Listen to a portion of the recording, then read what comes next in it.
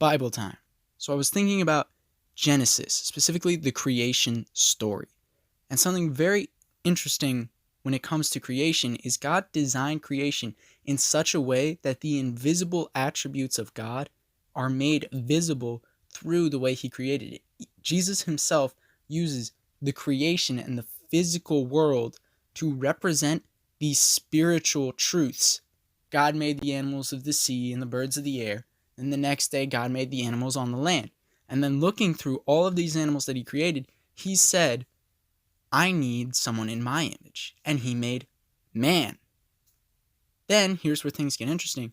Man, the physical representation of God's image, looks at all the animals.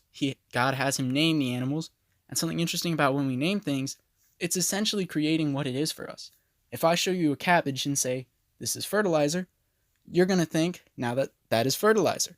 If I show you a cabbage and say it's food, you're going to think, that's food. When we name things, we're essentially making them. So Adam went through, named every animal, essentially creating these animals to be the physical representation of God. But then, like God in the creation story, after making all of the animals, he needed something in his image. So Adam asked for Eve, and then Eve was made.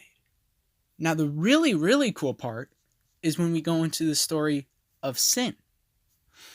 Because Eve, being the representation of man, of humans, took the apple and ate of it. And the Bible states that Adam was standing there. He saw it happen. And he ate too.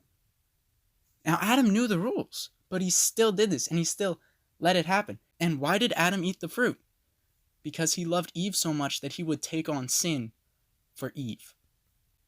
Marriage is a symbol, a physical symbol, of the spiritual relationship between God and his people. And that story where Adam takes on sin so that he can die with his wife because he loves his wife so much is a physical representation of what Jesus did.